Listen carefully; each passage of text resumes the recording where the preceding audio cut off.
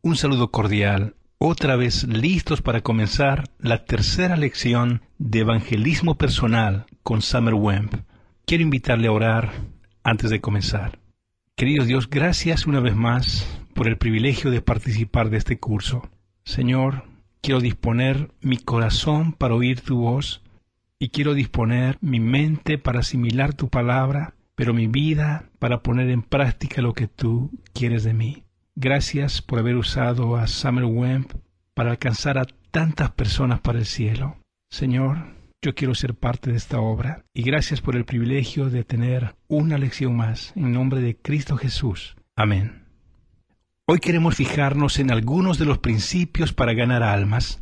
Queremos ver algunos ejemplos de cómo personas fueron alcanzadas para Cristo y a partir de ahí resaltar algunos principios que nos ayudarán cuando testifiquemos a fin de ganar almas para Cristo. Podemos entender y aplicar estos principios en el ámbito personal y también de manera colectiva, involucrando a toda la iglesia con sus programas de evangelización para que personas sean salvas. Vemos varios de estos principios en la palabra de Dios y por eso les invito a abrir Juan capítulo 3.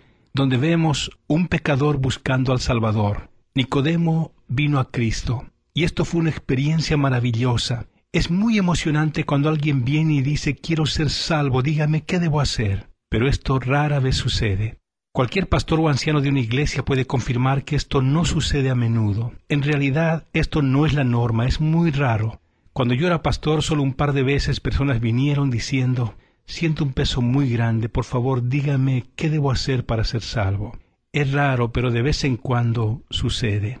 En Juan capítulo 4 vemos que ocurre lo contrario. Vemos al Salvador buscando al pecador. Jesús habló con la mujer en el pozo. Esto es muy bueno y esta es la norma. De modo general, es así como la gente recibe a Cristo y son salvos. O sea, nosotros yendo detrás de las personas. En Lucas 4 tenemos otro ejemplo. Vemos 4 hombres que trajeron a su amigo paralítico hasta donde Jesús estaba. Esta es una escena impresionante y grandiosa, en la que 4 personas tienen tanto interés por una persona que aman, que están dispuestos a hacer cualquier cosa para llevarlo a Jesús. Esto es también raro, pero esta es la manera correcta. Pronto vamos a ver estos ejemplos, aprender de ellos y aprovechar de algunos principios para ganar almas. Alguien dijo una vez, Dios nunca concede vacaciones de esta celestial obligación de ganar almas. Ganar almas no es una opción, no es una materia electiva, sino que forma parte del plan principal.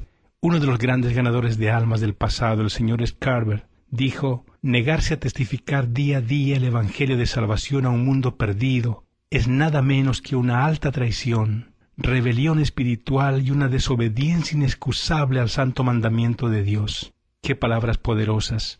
Escuche esta otra fenomenal declaración hecha por un misionero. Él dijo, en el desierto existe un crimen que es peor que todos los demás. Es más malo que el asesinato, el robo y la violencia. Este crimen es saber dónde hay agua y no decirle a nadie. ¡Qué poderoso pensamiento, ¿no? Entonces, ¿cuáles son los principios que nos hacen eficaces al ganar almas? Vamos a ver en Juan 3, el pecador que viene a Jesús. Y había un hombre de los fariseos que se llamaba Nicodemo, un principal entre los judíos.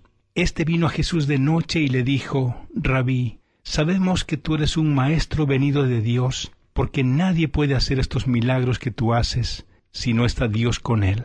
Tenemos que saber algunas cosas acerca de Nicodemo. En primer lugar, él era un hombre religioso, un fariseo que guardaba los 10 mandamientos, daba el diezmo de todo lo que poseía, era muy exigente con la observancia de guardar el sábado. Era muy religioso, pero estaba perdido como tantas personas hoy en día. A los ojos del mundo, era una persona buena e íntegra. De hecho, tenía que ser así por ser fariseo. También moralmente era alguien intachable. No solo fue religioso y justo, pero también era un príncipe, un líder entre los judíos. No era un don nadie. Tenía ambiciones y trabajó duro para llegar a donde había llegado. Hay una cosa más acerca de este hombre. Él era una persona que hizo buen uso de su razón. Él le dijo a Jesús, sabemos que eres un maestro venido de Dios, porque ninguno puede hacer estos milagros que tú haces si no está Dios con él.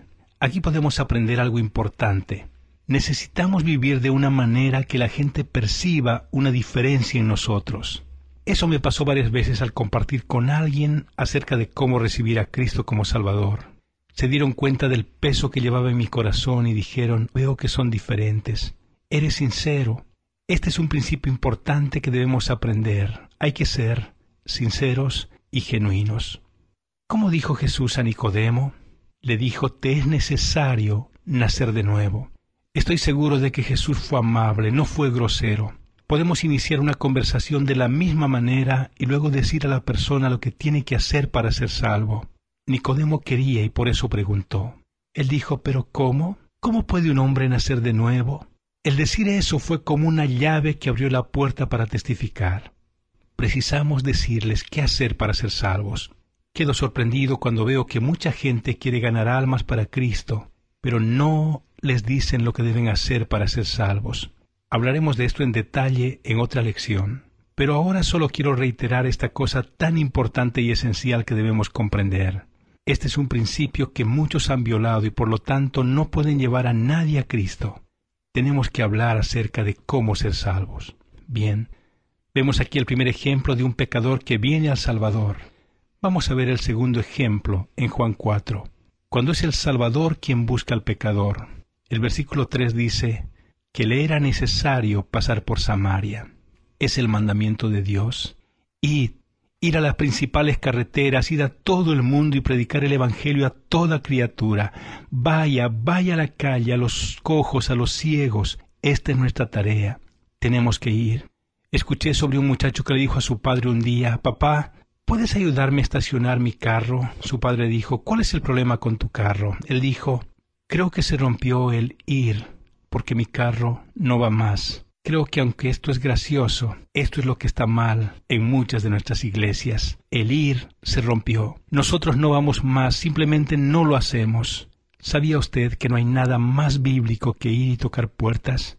Jesús salió de su ruta normal voluntariamente. Había problemas raciales en ese momento también. Los judíos odiaban a los samaritanos y viceversa. Y es por eso que quería atravesar Samaria, ya que ningún judío hacía esto. Ellos siempre cruzaban el río Jordán, iban para el otro lado al pasar por Samaria y luego cruzaban el río de nuevo. Ellos dejaban de pasar por Samaria, ellos los odiaban. Había un camino directo a Galilea, pero por lo general no pasaban por este camino, porque pasaba por Samaria. Pero nuestro Salvador lo hizo, rompió las barreras raciales. Así era Jesús. Entonces Jesús fue. Usted notará que Él fue donde el pecador se encontraba. Tenemos que ir nosotros también. No quiero decir que tenemos que ir a fiestas para beber, pero hay que ir a sus hogares. Tenemos que ir donde ellos están y testificar del Salvador. Jesús vino a esta mujer. Se sentó junto al pozo y esperó hasta que ella llegara. Creo que esta es una de las escenas más llenas de compasión en la Biblia. Una de las declaraciones más compasivas en todo el mundo. Jesús vio a la mujer viniendo y le dijo, lleno de compasión, «Dame de beber».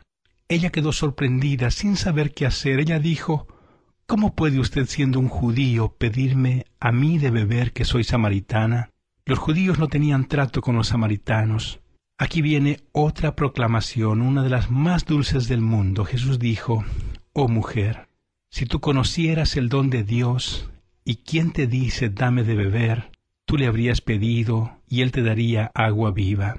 ¿No es esta una de las declaraciones más llenas de compasión? Si tú conocieras el don de Dios. Tenemos que abordar a las personas si queremos conquistarlas para Cristo. De vez en cuando oigo acerca de personas que son duros de corazón, son groseros cuando se acercan a los demás. Dicen, usted se quemará en el infierno si no es salvo. No hable así con las personas. A veces oigo a personas yendo a hablar con alguien, maldiciendo, discutiendo, diciendo las cosas sin prudencia, hiriendo con sus palabras. Usted nunca va a ganar la gente a Jesús de esta manera. No podemos ser así.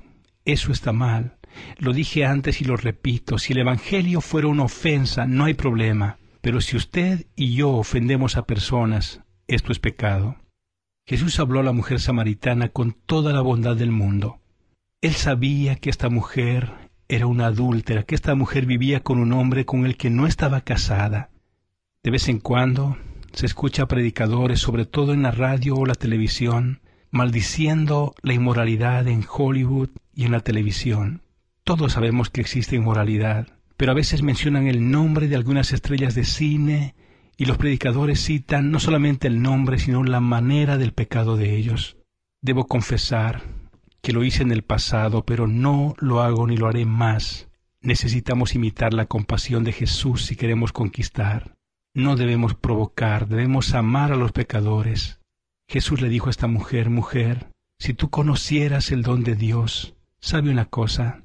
La tragedia es que el mundo no conoce ni sabe del don de Dios. En realidad, no lo saben.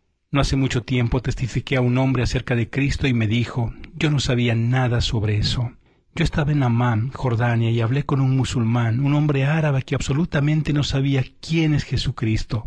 No tenía idea de quién era Jesús, y fue fenomenal. Tuve el placer de decirle a este hombre quién es el Señor Jesús y escuchar su oración en voz alta, reconociendo que era un pecador y pidiendo al Señor Jesús entrar en su corazón para que sea su Salvador. Tenemos que hacer que la gente sepa: oh, si conocieras el don de Dios. Recuerde lo que dice Dios en 1 Corintios 15:34. Velad debidamente y no pequéis, porque algunos no tienen conocimiento de Dios. Hay muchas personas que no tienen conocimiento y que tienen que darse cuenta de eso. Aquí hay un principio. Cuando nos acercamos a las personas, debemos hacerlo con amor y ternura, no agresivos, no golpeándoles en la cabeza, sino más bien yendo a ellos con amor. Nunca comience una conversación diciendo a la gente: usted necesita saber que es un pecador. ¿Sabe? El que piensa que está teniendo una actitud de yo soy mejor que tú, el que piensa que usted está diciendo yo soy santo, solo hará que la persona cierre su corazón y sus oídos, y perderás la batalla, perderás un alma. No se puede ganar personas de esta manera. ¿Sabe lo que descubrí? Lo diré otra vez. Descubrí que la gente siempre estará de acuerdo con nosotros cuando decimos: usted sabe, todos estamos juntos en esto, ¿verdad? Todos pecamos, ¿no es cierto? Ellos siempre dicen que sí. Es raro encontrar a alguien que me dice: no, yo no peco. Siempre lo hacen. Y la mayoría de las veces dicen: sí, la verdad que como usted, yo también estoy en esto. Así que Jesús se acerca a esta mujer con ternura. Tenemos que entender que nuestro enemigo es el diablo y no las personas. Dios dijo que nuestra lucha no es contra sangre y carne, sino contra las fuerzas espirituales de maldad.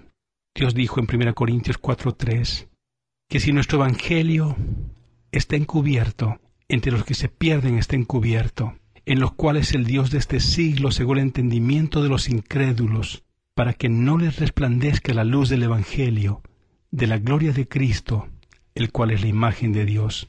Los hombres no son nuestros enemigos. Aquella persona no es su enemiga. Ese hombre que vive maldiciendo, que vive bebiendo, que golpea a su esposa, ese no es nuestro enemigo. Aquel jefe en su trabajo que le trata mal no es el enemigo. Usted debe saber que el enemigo es el diablo. La Biblia dice en 2 Timoteo 2:26, cómo Satanás hace cautiva a la gente para que cumplan su voluntad. Esto es trágico, y nuestro corazón debe ser movido con compasión por esta gente perdida. Jesús le dijo: si conocieras el don de Dios. Eso despertó en ella un hambre, una sed espiritual. Esto es lo que debemos hacer. La gente necesita ver algo diferente en nosotros, nuestras actitudes, lo que decimos, de manera que ellos quieran tener lo que tenemos. Si tú conocieras el don de Dios. Poco después ella dijo: Señor, dame esa agua, dame esa agua. Pero Jesús le dijo: vete, llama a tu marido. Fue solamente a esta altura de la conversación que le confrontó con su pecado. La mujer respondió y dijo: no tengo marido. Y Jesús le dijo: dijiste bien, tenemos que confrontar a la gente con su pecado. Tenemos que mostrarles que han pecado contra el santo Dios. Pero hay un momento para hacerlo, y hay una manera para hacerlo, y debe ser de la manera respetuosa. Cómo me gusta ver una profunda convicción acerca del pecado en la gente. Sabemos que hay muchos predicadores que hablan de un evangelio barato, se olvidan del pecado. Hablaremos de esto más tarde. Yo no quiero que la gente esté de acuerdo conmigo sin estar convencida. No quiero que digan sí si esto no es lo que están pensando. Pero recuerde que la tarea de convencer es del Espíritu Santo. Si quieres ser un ganador de almas, entonces debes aprender esto. No es nuestra tarea convencer a un pecador, es tarea del Espíritu. Nosotros no llevamos a las personas a Cristo tratando de convencerlas. ¡Qué grande lección! El principio que debemos aprender es el siguiente.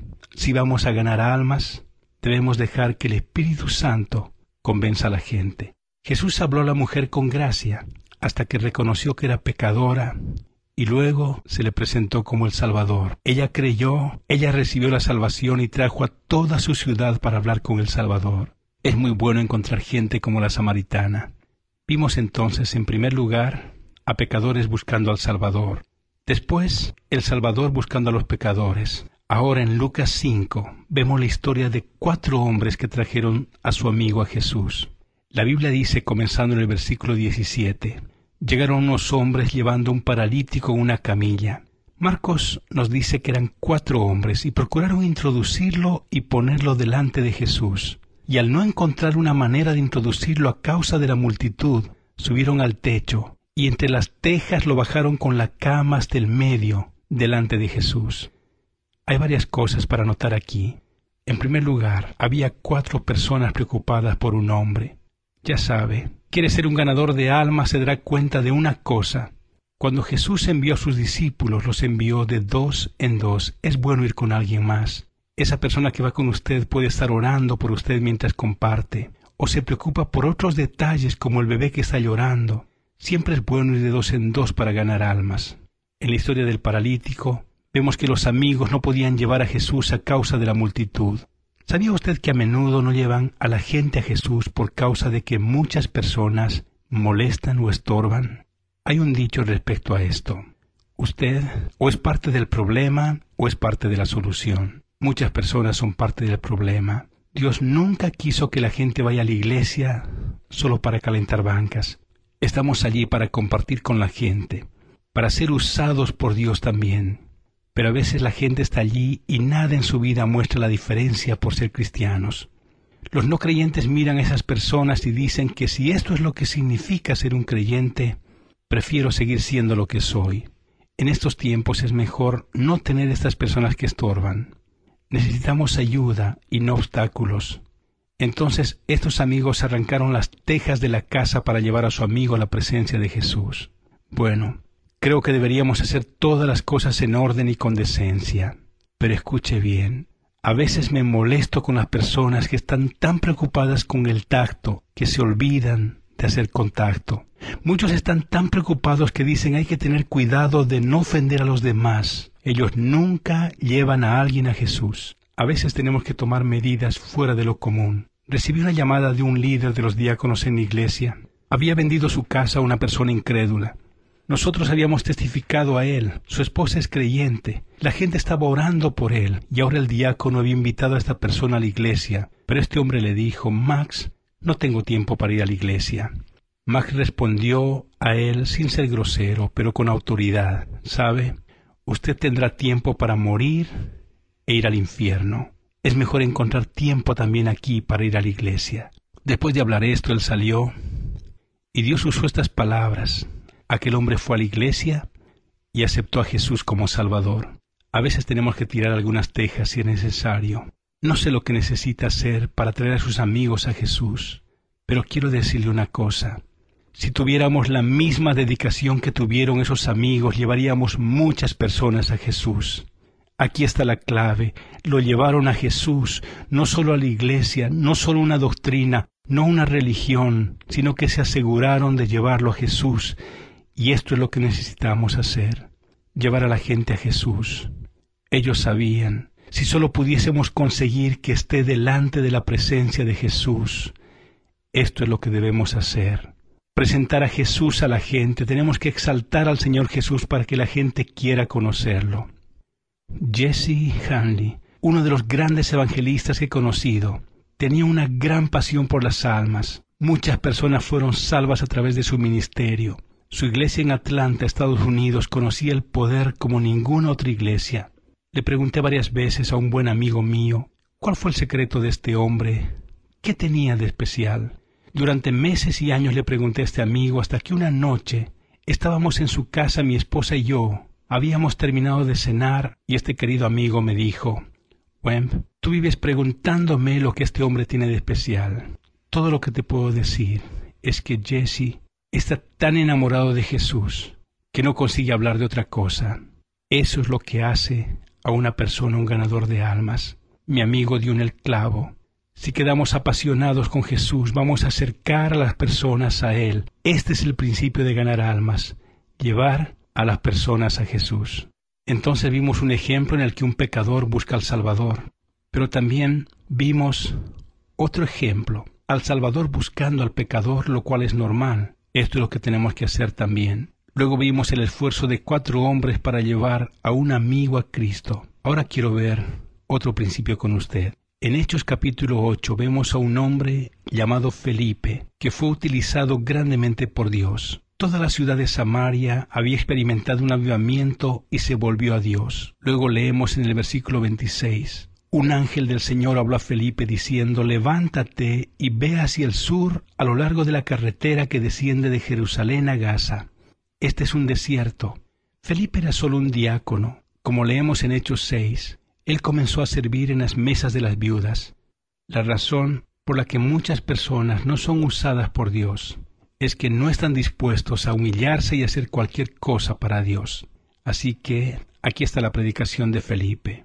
La Biblia dice en el versículo 5, se fue a Samaria y les predicó a Cristo. Las multitudes atendían unánimes a las cosas que decía Felipe. Milagros acontecían y había grande alegría en la ciudad.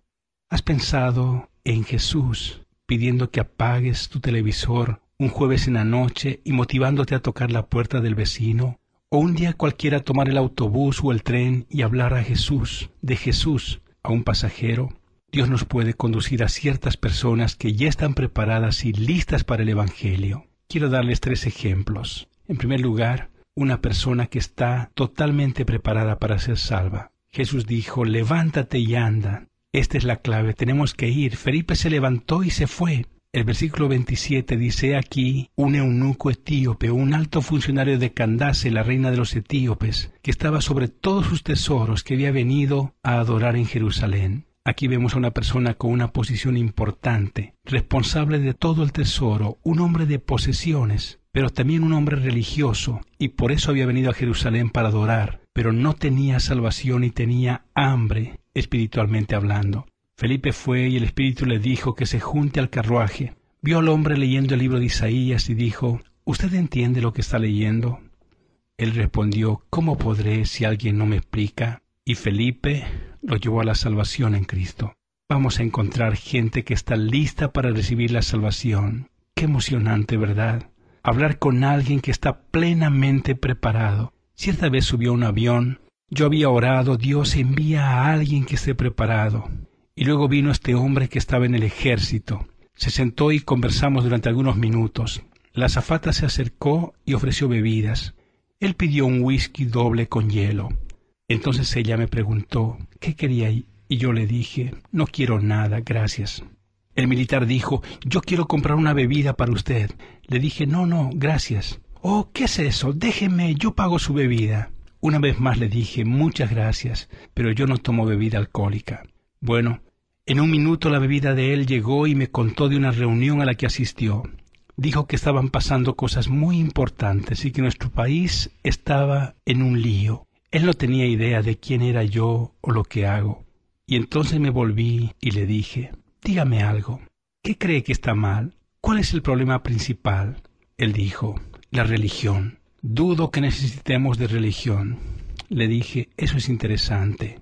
Y le hablé acerca de Jesús. Le hablé del Evangelio. Y el hombre bajó la cabeza y oró aceptando a Jesús como su Salvador. Él me miró y me dijo: gracias. Creo que él me dio las gracias 5 veces. Él dijo: eso es lo que necesitaba. Es genial encontrar gente tan dispuesta, preparada por Dios. Ganar almas tiene que formar parte de nuestro estilo de vida, parte de nuestra vida. No tenemos que tener un plan o programa y otras cosas. Testificar de Cristo tiene que ser parte de nuestro modo de vida. Basta con llamar a la puerta de cada corazón y usted encontrará algunos que están listos, como aquel etíope eunuco. Felipe habló con él presentándole a Jesús. El hombre creyó ahí mismo y fue salvo. Esto es muy emocionante y seguramente encontrará usted personas así. Pero quiero hablarle de un segundo ejemplo que se encuentra en Hechos 16. Vemos al carcelero de Filipos. Tenga en cuenta que Pablo y Silas ya habían predicado a este carcelero y a los otros prisioneros. Predicaron, oraron, cantaron. Yo he predicado en muchas prisiones, incluso en muchas de ellas docenas de veces. Las prisiones tienen personas bien endurecidas. He predicado sobre el amor de Dios, pero usted sabe, algunas personas no van a responder tan fácilmente al amor de Dios. Algunas personas necesitan el temor de Dios en su corazón. La Biblia dice que Pablo y Silas estaban orando y cantando, y cerca de la medianoche, mientras oraban, se produjo un gran terremoto. Los cimientos de la cárcel se sacudían, todas las puertas se abrieron. El carcelero estaba aterrorizado porque sabía que su vida estaba en grave peligro. Él sabía que iba a pagar con la muerte si hubiera dejado escapar a un solo prisionero. Su vida no valdría un centavo. Tenía que hacer alguna cosa. Aterrorizado él, allí mismo dijo, ¿qué debo hacer para ser salvo? Pablo respondió, cree en el Señor Jesucristo. Él habló al carcelero de lo que debía hacer para ser salvo. Dios tuvo que asustar a la gente con la muerte para que puedan ser salvos. Puede ser que esto suceda de vez en cuando. Algunas personas necesitan pasar por un tiempo de miedo. Entonces, sabemos que algunas personas se acercan a Dios de esta manera. Me gustaría que todos simplemente respondan al amor de Dios. Pero algunas personas dicen que están en contra de poner el miedo en las personas para ser salvas. Personas pueden estar en contra, pero Dios está a favor. Porque Él puso el miedo en el carcelero. Dios puso en él un temor de muerte para entonces salvarlo. Sí, Dios a veces hace así. Entonces también debemos estar dispuestos a hacer de la manera que Dios lo hace. Piense acerca de Jonás. Dios le dijo que fuera a predicar en Nínive y pregone contra esa ciudad. Jonás dijo, no quiero. Yo no soy esa clase de predicador que anuncia desastres. Y él terminó en la barriga del pez. Dios lo convenció. Es mejor que seas este tipo de predicador. Así también Dios le convencerá un día. Si quieres ser un ganador de almas, algunas veces hay que ser muy directo, recordando que las personas están yendo al infierno. No se olvide que usted y yo también íbamos al infierno. Hablo a menudo de Jesús a otras personas. Hace poco he estado en un restaurante. Cuando estaba saliendo, le entregué un folleto a la persona de la caja y comencé a hablarle del Señor. Así que cortésmente le dije, ¿usted sabe dónde pasará la eternidad? Él respondió, me voy al infierno porque allí están mis amigos, y se echó a reír. Le dije, Señor, eso no es gracioso.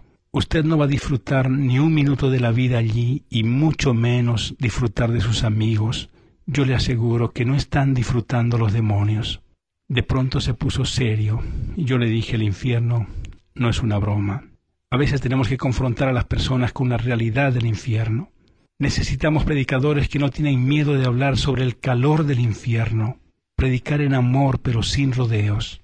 Siempre habrá los que Dios tiene que matar de susto para que reaccionen. He visto a personas comenzando a sudar frío, vi lágrimas cayendo por sus ojos, vi el temor de Dios caer sobre ellos. He visto personas corriendo para recibir a Jesús. Antes de hacer la invitación para aceptar a Jesús, Dios ya los había asustado.